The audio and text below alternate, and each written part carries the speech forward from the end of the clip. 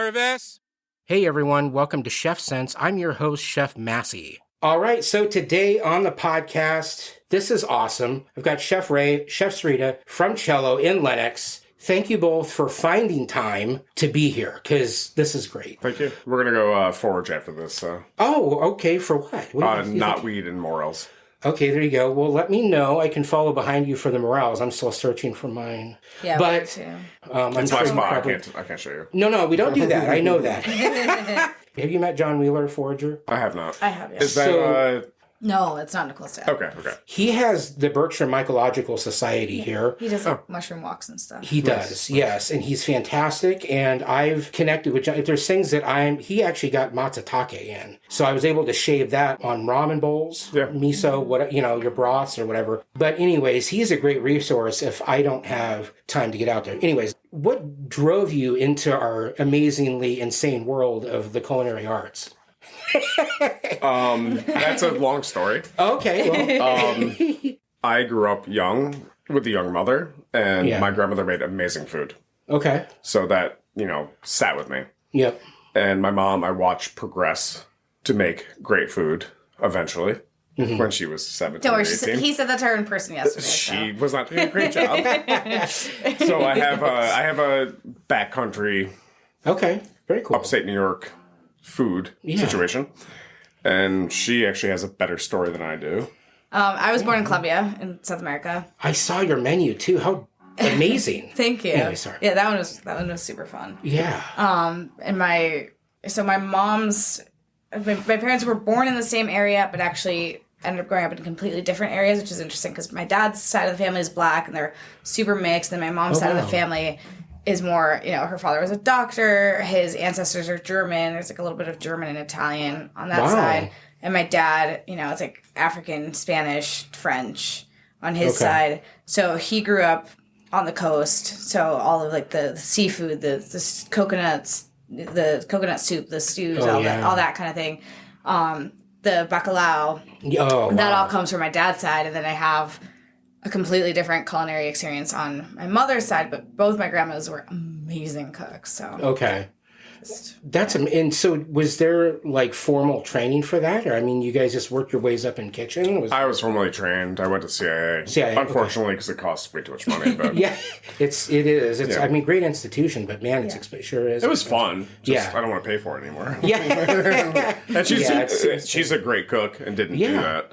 Yeah. Right. So. Yeah, and I think, I've always been one where it's, an education is what you make of it. Exactly. I came from the school of hard knocks. Same. And I learned at a very young age. I came in about 91, 92 into the industry. Mm-hmm. But it was all about being a sponge, walking with humble feet. Yeah.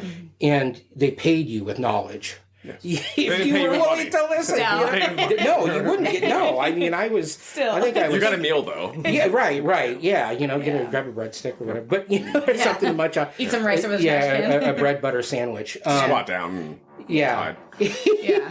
Well, and that's kind of the way it is. So looking at Cello, do you guys want to go into the vision? And you're just up on your year, right? Yeah. And so congratulations. That's a big deal. Yes, thank you. Yeah, do you want to go into that a little bit? Like the backstory of Cello and how that got... The backstory essentially is the fact that I worked at Noodle for 7 years. Yep. I was the sous chef for 2 and the CDC for 5 years. Okay.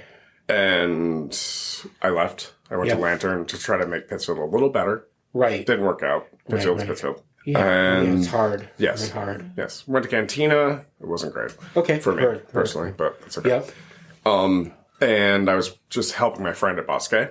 Yep. And some regulars texted me, just a text, randomly, like, do you want to reopen the restaurant where Noodle was? I was like, yeah, I do. Yeah. It's very special. It is, absolutely. And we had already been in conversation about working together. So, we had talked about it before Cantina and then catering thing. And then, And you guys are an amazing team, by the way. Thank you. Thank you. Yeah, absolutely. And so it was an offer, and I said, hell yeah, let's do it.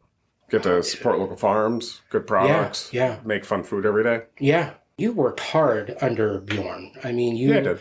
Ray, I wasn't in there as much as I should have been. You were there, though. I remember you. But yeah, you guys and what you were doing there were an example to the entire region, and let alone, I think, even challenging many other restaurants in the creativity. Yeah, I think I agree.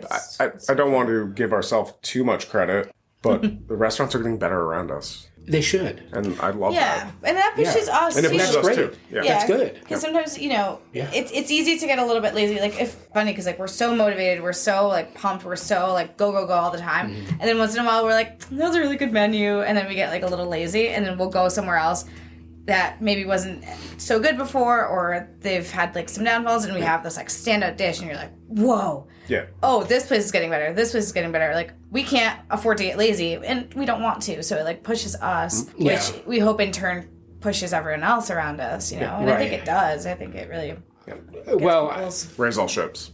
Absolutely. I think that's what's important about community. I think that, as a chef, my goal as I build a team is to build the best team around me that's possible. Yeah. And there's going to be a number of them in there that are much better than I am. The important thing about community in that aspect is there's a level of respect and appreciation for one another that when you put these pieces like, these gears together, the Swiss clock is beautiful for a reason. But when you open it up and you really look inside, you see the inner workings and the magic that happens. And I think that when you can develop a team and have those drivers with each other like you guys do. So when you look at your menu, you guys are doing this, you're doing daily menus. I mean, we're not talking about seasonal. I mean, it's seasonal. No. But it may be nice if it could be boring. Every month or two, make a change. Once a week, make 40% change. You're making changes every day. Yes. Yeah. Well, and with Taken Tuesday, which we started to do during, the off season to try to get more people in the door so that to keep ourselves going. It is. Yeah, sure. and also because we try to use as much of like produce around. So then for Taken, it was like, it's winter. There isn't that much stuff besides like dry goods and cellared stuff. Right. And so how can we justify using stuff that's out of season and make it really fun and interesting and learn new stuff? Well, let's go and try all these different cuisines. Let's try all these different styles of food. Let's make a Colombian menu. Let's, Right. Yeah. This Tuesday we have KFC. It's Korean fried chicken. Wednesday, Thursday, we have a full new menu. And then Friday, we have a dinner that you're invited to. Yeah. And then Saturday, back to normal menu. Well, the week before we went on vacation, it was Taken Tuesday, and then we had the wine dinner, which was an entirely different menu. Then Thursday was a completely different menu. And then Friday, Saturday, we're like, oh shit, we got to do whatever we can to use everything up in the walk-in before we go on vacation. So those were two totally different menus. Every Saturday, shut it down. Yeah, every Saturday is literally like, what can we make with what we have left? Yes. And then also, how can we not let this rot? Right. Yeah. And get that flip back around. Yeah, wow. And we look at I go in the walk-in every Saturday night, and I'm like, there's nothing left. Like, what happened? Now we really got to do this. Yes. Yeah. When you're doing your menus, I mean, like you said, you're having these TV dinner menu or throwback menus or a variety of things that, in a very respectful way, is not normal. Yeah. No, not at all. In our industry. In some areas in Europe abroad, you'll find daily menus that are tighter, small bistros. But to do what you guys are doing, I always say you can baffle them with bullshit or dazzle them with brilliance. I think that the ability that you guys are doing to dazzle people with your God-given talent and hit it on the plate, I'll take it, is amazing. Thank you. Because, so many times as a culinarian, right? I mean, we're artists, and you start the picture, or, you're doing this and that, and it's like you get started with a couple of lines, you're like, nope, wad it up, throw it out, start again. Yeah. You're going back at it, and you're putting yourself under such a substantial level of responsibility and pressure, because you're utilizing product in your stores, and you're also trying to include local farms. That's another foundation that isn't easy, because, I think sometimes we're lucky with our farms here in the Berkshires because we have so many talented people, that can have a tendency to grow similar things. Yeah. But you've got to kind of keep them moving in and moving through. Yeah. How's that been for you? There's certain farms that we love that are very good to us. And there's certain farms that have gone to the route of not selling to restaurants anymore. Okay, yeah. Which is problematic because they're great farms. Yep. Problematic for us, not for them. Right. Now, right. Yeah, exactly. They're making life easier for themselves, and I appreciate that. Yeah. So local stuff is a little harder. Yeah. Thankfully, we have Marty's, which, collects it. Yeah. Oh, Nick, so that's good. He's great. And I did the same farm school program that he did. I think. I need to get that in too. Yeah. And that's amazing. They have isn't it the kids and the apprenticeship program for adults? Yeah, they do 2 separate programs. Yeah, but that's they amazing. intertwine. But Yeah. I don't think they're doing anything right now. I've also been very lucky to work with her. Okay, yeah. Because she's been a farmer in the Berkshires, so she has connections. Oh, okay, very cool. So we can get local eggs from a farmer and stop by, pick it up. We can get a whole cow from a farmer. I worked for Will and Amelia. Okay. And I adore them. Yeah, they're great. Yeah. And I did dairy stuff with them, and then also beef, pigs, whatever. That's been very, very helpful for the restaurant. Yeah. Indian line as well. Yeah. Shout out to Have you done Holiday Brook? And they're great too. Where? Holiday Brook? I haven't been there yet. Yeah, okay. Yeah. I mean, and I've gotten, animals fabbed from them, in sections and was able to kind of use it through, but no, it's not easy. Wow. So it's a hard life. It is. I always said, farmers have the hardest life because everything can get wiped out if something goes wrong with the weather. It's a gamble. Yeah. And restaurants are probably number 2. Yeah. Well, it's interesting. Yeah, it is. Yeah. I mean, you dealt with issues through COVID and staffing, it's still, and there's still a staffing issue. Staffing is still very hard. Really hard. Right. Yeah. And what do you think? What are your thoughts on why are we dealing with this currently? I mean, I have my own, but what do you think? My thoughts are simply the fact that people got a free paycheck to stay home for a long time, and now they have to go back to work. But there's ways around it. So. Right. Well, and I think the pendulum always swings, right? And it swings in one extreme of the old school, more crazy abusive kitchen culture to being now extremely PC and polite, and you need something in the middle. You need discipline, but you also need to remember that you're dealing with human beings. Yeah. So it's got to be somewhere in the middle, and it's inching towards that right now, I think, but I think it's like part of the problem is come back. Everybody seems to want a larger paycheck. Yeah. I'm sorry. Yeah. Well, and that's hard. Dealing with COVID, I think it's obviously something in many ways we've never dealt with before, and it was very tragic. I think that it created an opportunity for people to have a much different income than what they were used to. Yes. I think it gave people an opportunity to reflect on their lives and go, do I really want to do this? And I think we're also in a time in society where mental health has come to the forefront. Right. But in that, like you were sharing, sometimes we swing in some ways where at the end of the day, to be a chef, it's going to be hard. Yeah. It's definitely hard. I would love to see that soften. I would love to see it. I don't know if it will. But I don't know if I want it to fully. Yes. It's not a softening. It's not a job. It's a lifestyle. It is. It's a way of life. Yes. And it's so awesome you said that. Yeah. Right? Because even with my grandpa and our farm, a multi-generational farm in Northern California, and growing up on that farm and being a part of that, I realized that it was a way of life. And that's why I wanted to be a chef, because it's a way of life, and it's kind of like being a boat captain, it's a way of life. Yes. This isn't, you're everything to your crew. Yeah. If it goes down, you're going down with it. Absolutely. And so, you also have codependent behaviors that come up when that happens, right? Yes. It's true. That can pull us in. And then all of a sudden it's like a submarine. When do you surface? Yeah. You don't know. Never do, really. Right? So it's hard, but I think... It's hard to balance it, too, living together, working together, being, And that's a thing, too. It's 100%. Oh, we have to literally force ourselves for 4 hours a week to not talk about work. So ridiculous, because that's nothing. It's 4 hours is nothing. Yes. But we have to, we're like, okay, let's try, little chunk of time. Yeah. And we were ordering last night, figuring out menu last night. Yeah. We were ordering this morning. I was texting Marty's. I was texting our fish people. You ran to put away the order, and I called my mom to find out if we could buy rhubarb from her. Yeah. Okay. See, and that's a great point for the listeners to understand, because we get a wide variety of listeners that aren't just in our field, but are see the glam, the glitz, and the fun of being a chef, and it is a beautiful life in so many other ways too. Yeah. But you being a couple in this situation, that Yeah. the boundaries get even harder. It also makes You know, food better. I know I would have a hard, Yeah. It makes the food better. Because we're always going back and forth. Yeah.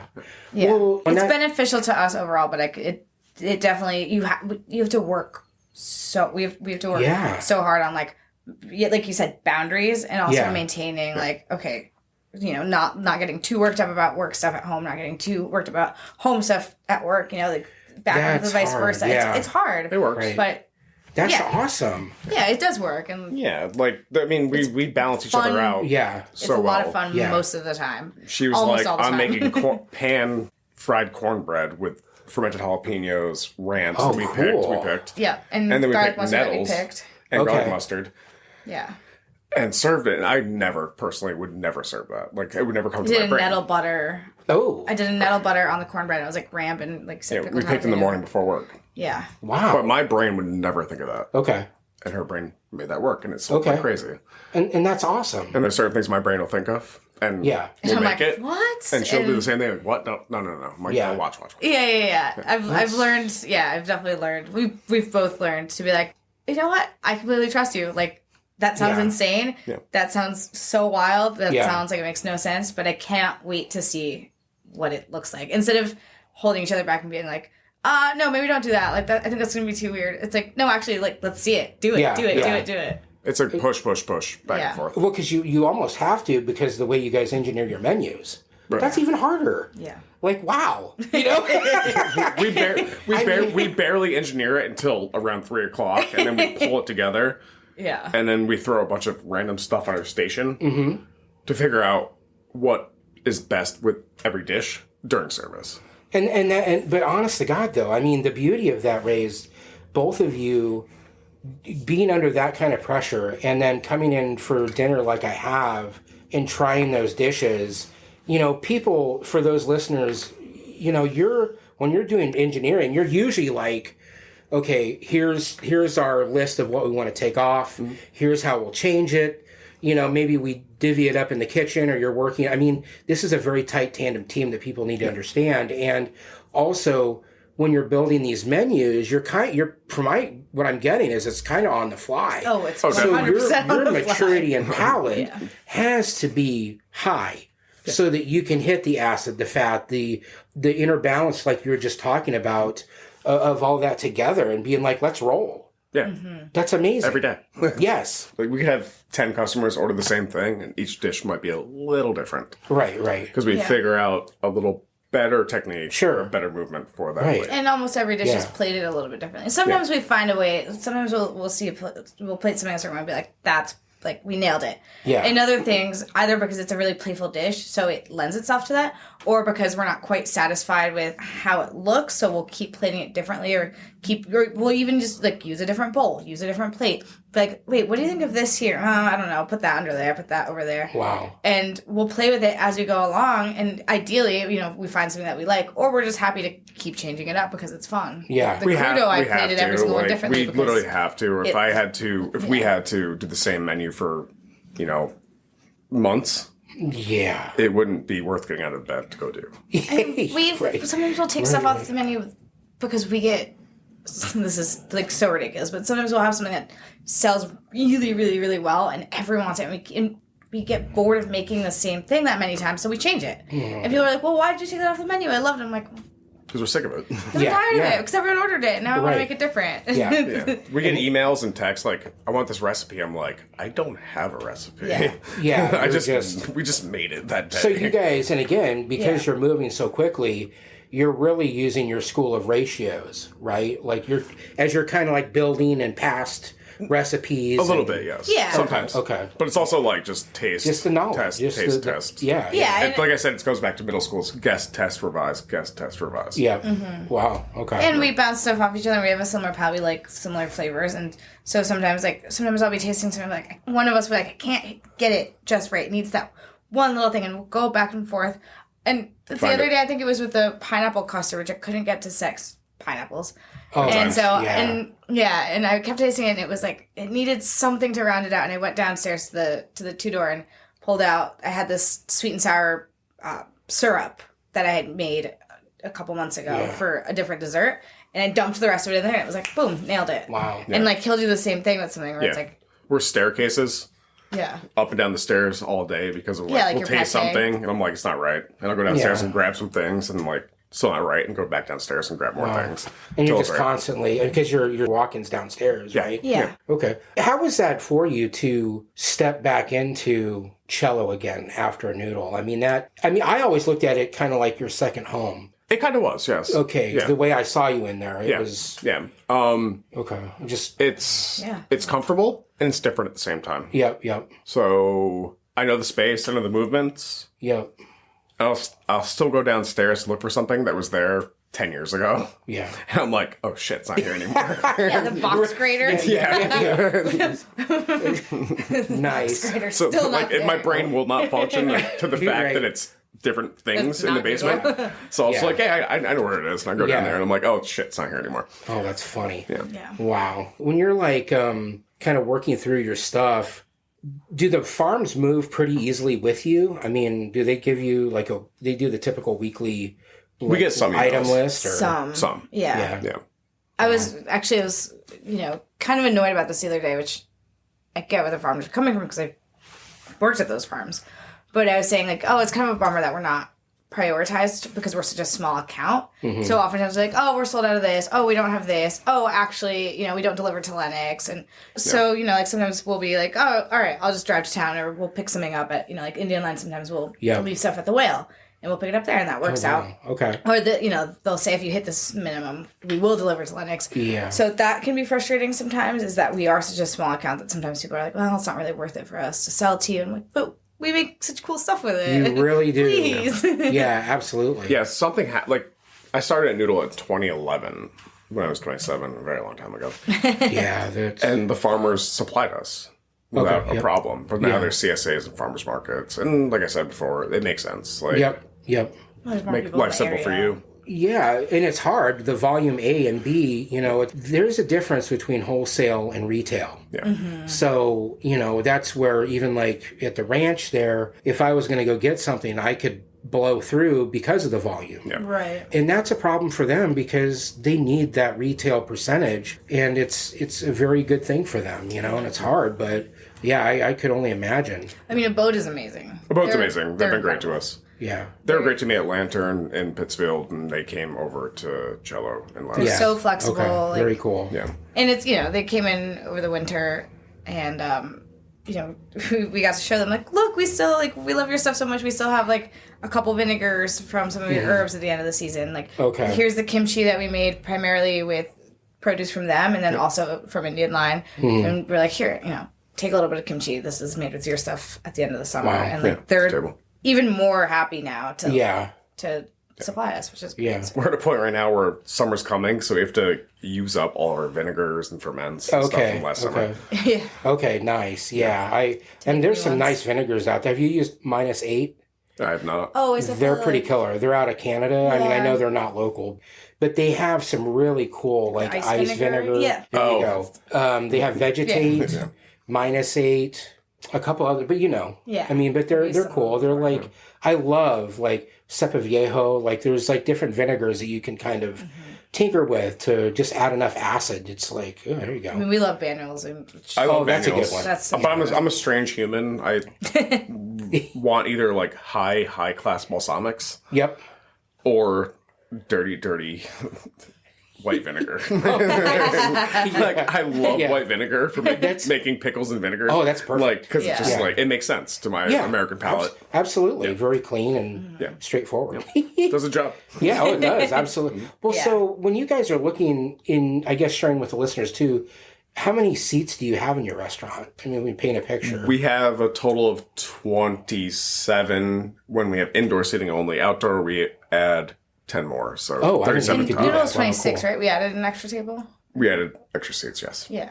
And it's the open air concept. People can sit at the bar and they can, you're just jamming right along there in the corner of the line where you guys are. Yeah, the only thing is our outdoor seating is not, you can't book it. Okay. We had a problem last summer. People were like, it's raining. I want to come inside. I'm like, well, inside's fully booked.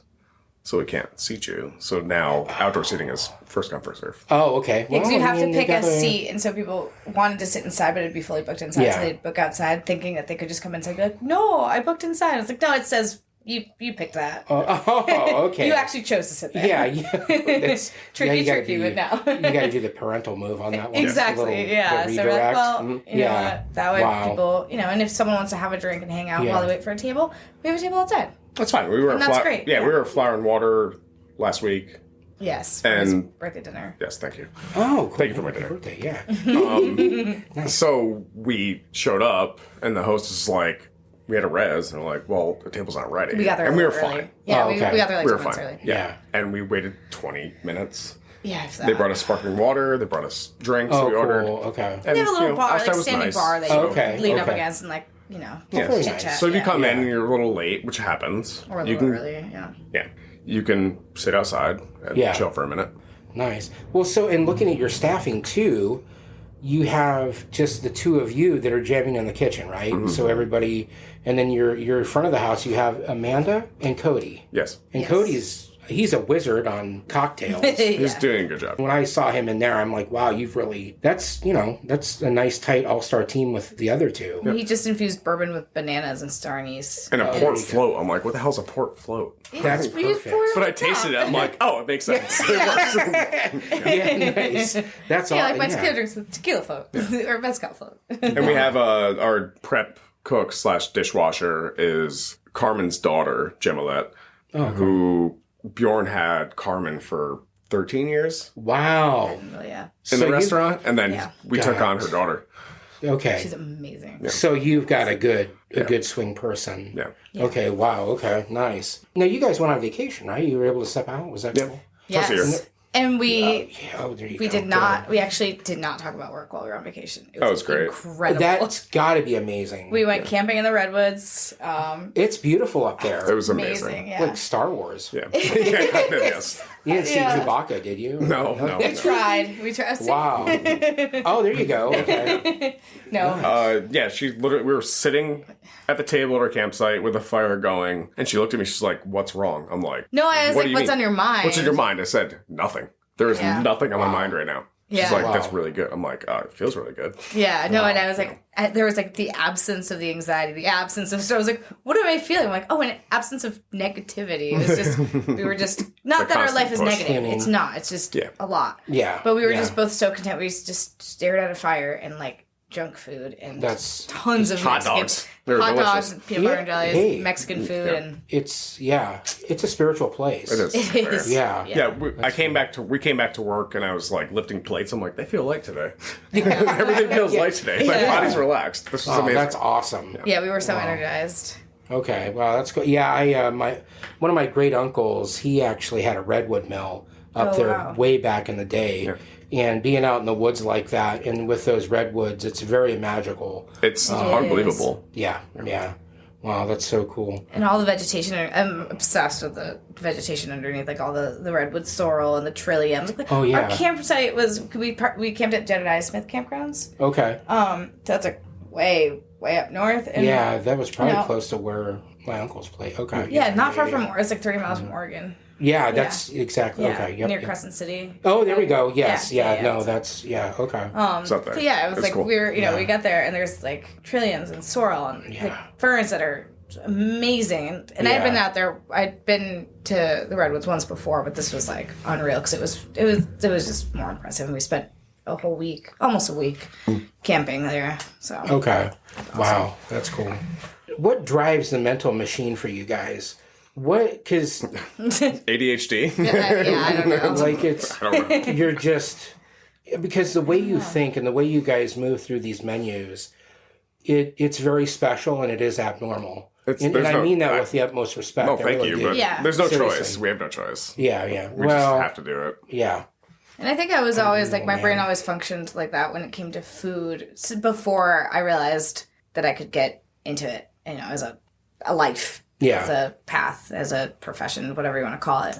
Okay. I think I always played with food. You grew up with it? Yeah. I grew up with it. Like, I've told Ray this story before, but like I remember being a little kid, probably like 3 or 4 or something like that, and sitting in Colombia, sitting on the counter watching my mom make cheese, make like fresh cheese, and she would take the curds and put them in the cheesecloth and hang it off the faucet, and then have the whey in like a little tub underneath. Oh, very nice. And she would give my brother and I the whey. So like, he was like, "Oh, whey's gross." I'm like, "Oh, I love it." It was like salty and delicious. Tell him why you dropped out of preschool, kindergarten.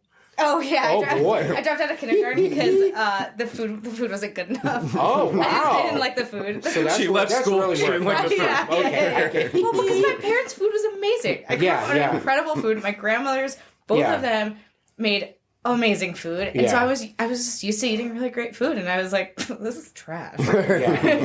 Well, that's just unbelievable. And it was not trash, for the record. It was actually really good food. Yeah. Like, made from scratch, like, all fresh. But I guess grandma's? Little tiny me was like, nah, not good enough. No. That's so great. Such a pink slip. See you later, lunch lady. I'm the opposite. I'm like, lunch lady, like, chicken nuggets with honey and pepper. Yeah. I'll take doubles, please. Right. The first hot honey. Yeah, steakums. Yeah. Steakums. I like steakums. Like, give it to me. Hey, you bought me steakums. I still haven't tried them. Yes. It's good.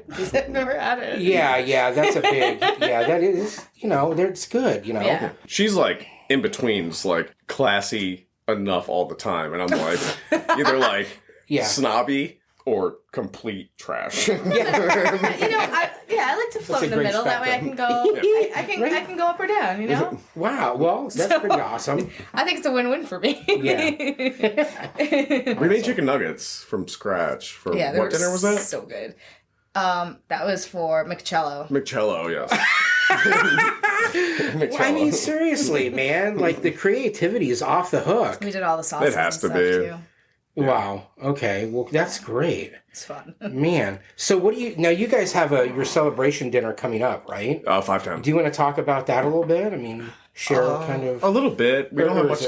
The menu's not set completely. Well, the listeners should already know that by now. Yeah. We're going to do kind of a party. Yeah. Yeah. Sit down, eat good food, and have fun. We want to appreciate. Right. We want to show our appreciation for the people that have shown their appreciation for us. Included. Thank you. Yeah, I can't wait. Are you kidding me? Yeah. Oh man. Yeah. We want to. Yeah, our hope is that people, come in. We'll be open for the regular service for like the first hour. Yeah, first 2 hours, and then after that, we hope everyone we've invited who is able to join us will come in, mill about, have some drinks, hang out. Yeah. Maybe get to know each other. Like everyone spends a lot of time in that restaurant. It's cool when people get to meet and talk about it, and then sit down and we'll do very casual 5 courses with some extras. It's also fun because we have 3 tables that are regulars that are coming on Tuesday and Wednesday, and then coming back for Friday. Oh, wow. Okay. Yeah. Okay, very cool. Yeah. Wow. Do you guys have any needs? I mean, are you guys currently hiring for any staff right now? Yes. Is that okay? Yes, we have to get ready for summer. Yeah, we need a cook, we need 2 front of house, and we need a part-time dishwasher. And ideally a full-time cook and maybe a part-time cook, depending, because we'd like to be open 7 days a week. Yeah. And we'd like to also have a day off. we intend to the Taking Tuesday did so well that we want to roll into Sunday and or Monday. Okay. As a little pop-up thing. Oh, cool. And just roll with it so it's set, ready to go. Don't have to be there so much. Okay, yeah. Yeah, we can if we do a fried chicken pop, for example, because that one did so well, or burgers, all that stuff can be prepped out ahead of time. We can prep it out ahead of time. Gemlet can help us prep it out. And then whoever comes in, whoever we end up hiring can come in and just pretty much, set up, roll into service, break it down, call it a day. Set a timer. Yeah. Okay. Otherwise, working 80 to 85 hours a week, which is not ideal. At 40, I don't want to do that anymore. No, I've done it before. Man. I don't want to do it anymore. It does catch up to you. Yeah. It does, yes. It's unbelievable, man. But I think it's one of the most beautiful industries in the world in so many other ways. The people you meet, you run into similar characters across the country in kitchens. It's, we're a merry band of misfits in some ways, and I say degens. And we have Maddow coming in this week again. Oh, cool. She's back for the summer, Rachel Maddow. Oh, okay. Oh, very good. You guys got any words of wisdom for people that, are wanting to come into the industry? I mean, things to keep in mind, or You better love it. yeah, If you don't love it, you're not going to make it. you're not. Yeah, no, it's got to be inside of you. And, you know, don't be too rigid. I think is a really big thing too. I think it's why one of the reasons why we're good at what we do is because we're flexible and we talked about it, like certain techniques you have to be rigid about and you have to do it a certain way because it's just how it is. But in general, like be open to like if you don't have this ingredient, use a different one. Change something. We're doing it. Don't be afraid. Yeah. Don't be afraid to mess around with stuff. And Last time we looked up shiso leaves that were wrapped in beef or around they beef. have like a little smear of beef on the inside and they're folded in half. And they bread it and fry it. Oh, not bread it. They batter it. They batter it and fry it. It's and I was like, well, we have kohlrabi tops downstairs and ground beef. Yeah. So let's do that instead. Yeah. Yeah, interesting. There's no rules. There are basic rules, but there's also no rules. But I think when it comes to somebody, you know, people that have a high talent and a very mature palate, sky's the limit. It's experience. You just you live and you learn and you cook. That's all there is to it. Right. I've dealt with a lot of younger people, like early 20s, who thought they knew it all for whatever reason. Yeah. And they didn't. Right. But they knew a lot at the same time. Right. So hunker down, eat whatever you can, and make it work in your head. It's not a hard science. Yeah. It's a balance. That's all there is to it. It's a balance. And I sometimes I worry, about that level of grit. Yeah. Mm-hmm. It takes a lot of grit. It does. And determination. Yeah. Relentless determination. You wake up, you walk into work, you're kind of dead. You look around, you figure it out, and hopefully by 5 o'clock, you're ready to go.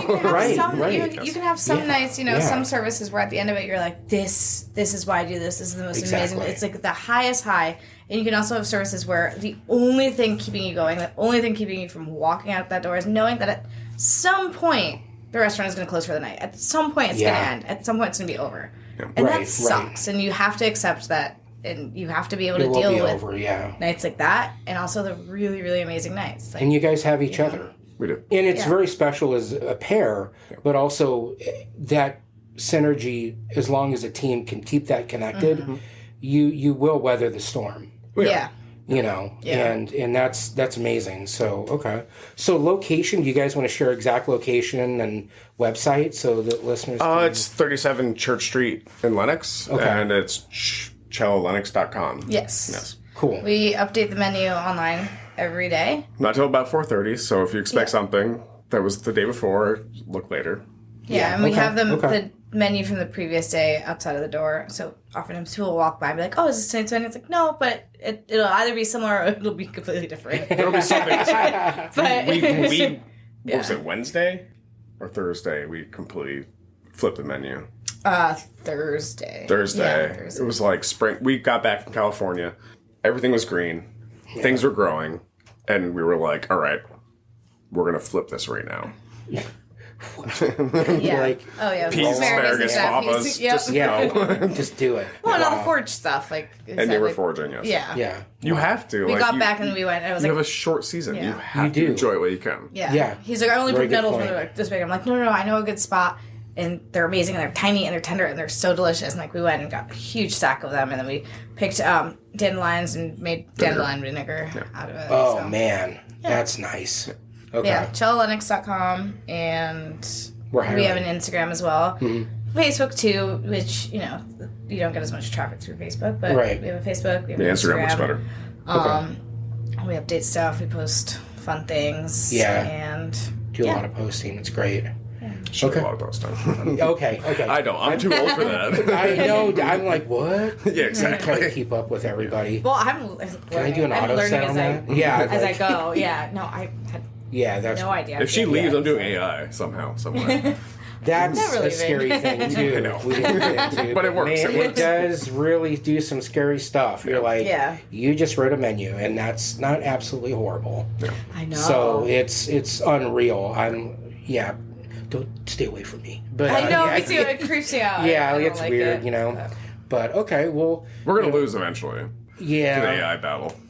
Well, either not the Flippy. food. I mean, Flippy, we have that. I can't make food, so. Yeah, I don't know if I'll see Flippy with tweezers and its 3 fingers. I hope that never happens. The fryer basket, it's just... yeah. The burger flipper. The spinning wok on the wall. Yeah. But, well, thank you both for being here. Thank you so much. It was a real pleasure. And the Berkshires, is very lucky to have your kitchen, your restaurant here doing what you do. No one is doing what you're doing. And it's an inspiration. And thank you both for your passion. Sarita, you're wonderful and just... so driven, so talented. Ray, the Berkshires has been lucky to have you since 2011. Thank you. I know that because I was fortunate enough to send everybody I could to go see what you were doing. You've been there for a long time. You guys are unbelievable. So, all right. Thank you. Always. Thank you so much. All right. All right, everyone. That is a wrap. You can check us out if you like that. Subscribe. Also, the Instagram, Chef Massey. Let's keep it simple. chefmassey.com. Have a good one. Bye for now.